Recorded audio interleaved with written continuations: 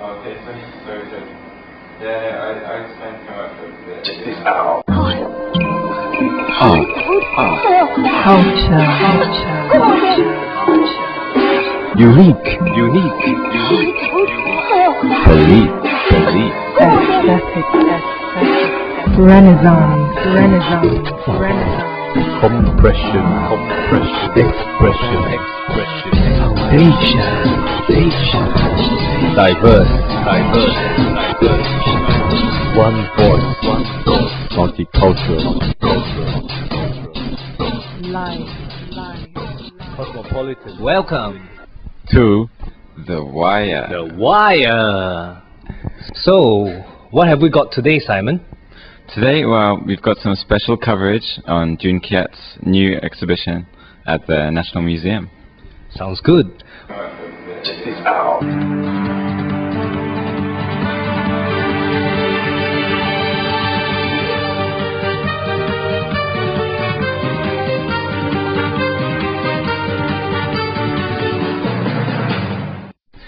See?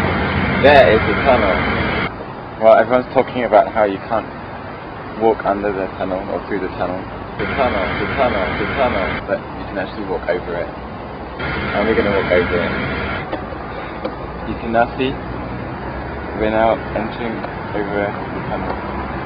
The tunnel. One step at a time, guys. Here we go.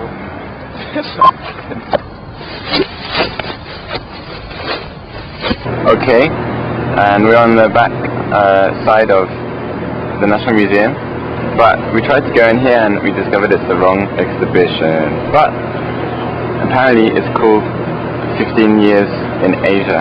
We're going to go through here and find out what that is and then actually get to the right exhibition. But this one looks far more expensive, right? Yeah. But it looks very nice. Okay, so we found out it's actually just for Aberdeen Bank. Being in Asia for 15 years.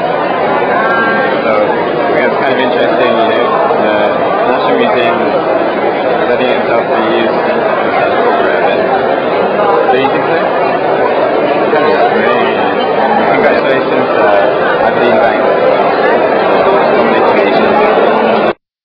So, this is the bankers, investors, that's the art community. Yeah, it's a bit like Marx, you know, it's the economic The superstructure. base of the economy, and then this is the cultural part of the top. Yeah, it's all nicely separated. Yeah. Let's go. So we asked, how do you feel about this exhibition? Okay, because we don't really have a lot of interaction with abstract art during art lessons in school, so I think this is quite new to us, and I don't really understand the concept behind the artwork, but it's okay because there's the explanation in the book, right? So yeah, it's supposed to find you. I like the prep work, which is inside the drawer, because I think it reminds me of some of the other abstract art like Jackson Pollock that we covered earlier on, but I don't really relate to the tree moving square. I don't really understand what it's about. Yeah. I think it's a bad thing that you have to read the book to understand the work. Not really. I mean, it depends on what the artist is looking for, right? So yeah, depends on how you. Okay, what mindset you have when you enter the exhibition as well. I think it's funny, and I think it should be appreciated on that level as well. The fact that most of the works are quite playful, and I think if I were to summarize it, there are a few ways to appreciate the works.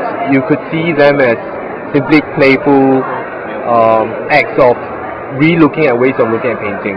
For example, I think his works are meant to be seen from the side. That means if you were to squat down slightly and look at the paintings, it really literally offers a different horizon of the painting. That's one of the playful ways of looking at it. On a more conceptual level, you could see that it's about painting as processes, which was explored in an exhibition about 2-3 years ago. And I think what he tried to do quite carefully, and I think it's quite witty, is to associate it with the idea of land because land is something that's quite sacred and it's quite scarce, and anything that has land would, to some extent, generate certain discourse and interest. So what he has done is he has looked at, I think, old maps, and from there started to extract lines, and from lines they simply become paints.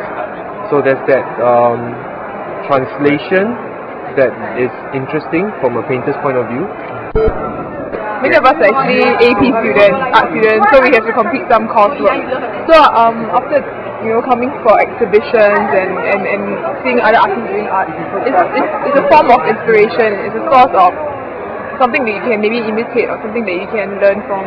So I guess it's good. It's a good experience for many of us, especially after hearing Mr. Lim's explanation that this art actually pushes boundaries and everything like that. So yeah, it was quite an experience. Oh, I like the drawings in the tray, the exploration with the material to paint, the use of silk screen, and the drawings are much more, I think, much more spontaneous. Of course, the actual work itself, the painting, it's again the material for me. I'm not too sure about the oscillating one. I think it's initially a little bit confusing, like with the layout of the space. I think that maybe I don't know how it can actually be arranged, but somehow for me initially the crab work I thought seems to overshadow the main work. The crab work actually looks more interesting, and as for the actual work itself, if you look from far, maybe it might be a bit difficult to decipher what is actually happening, unless you really have some bits of text to look at. You actually only start understanding it a little bit better when you look at the crab work.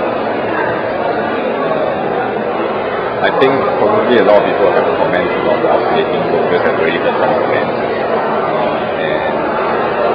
And yeah, it's very weird for me to see these oscillating works.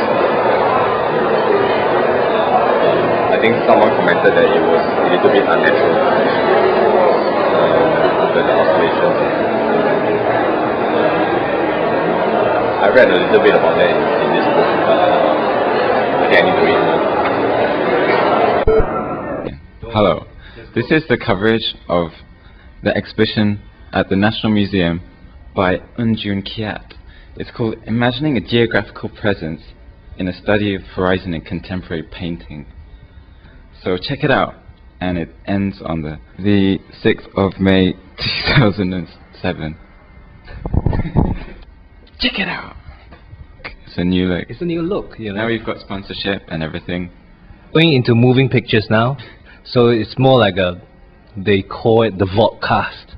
Vodcast, yeah, that's right. As opposed to a podcast, I guess. Okay. So, well, I've added as well the segment on the Arts Comm meeting between the arts community and the Straits Times. So, there we have it. Let's kind of move on, right? Yeah, keep moving. Okay. Okay.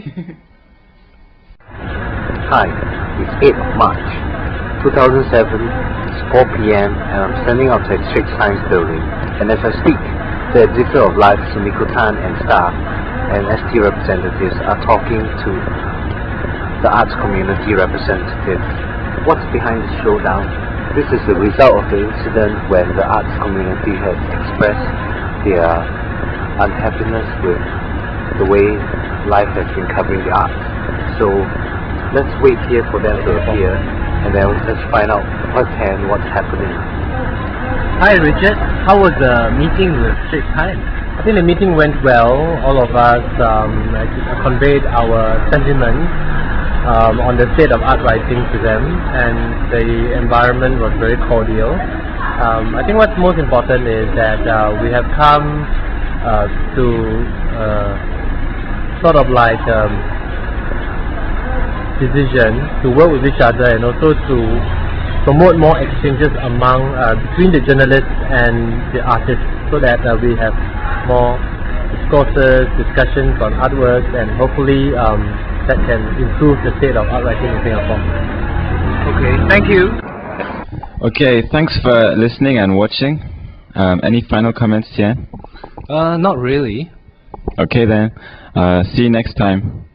Bye bye. Bye bye. And see you next time.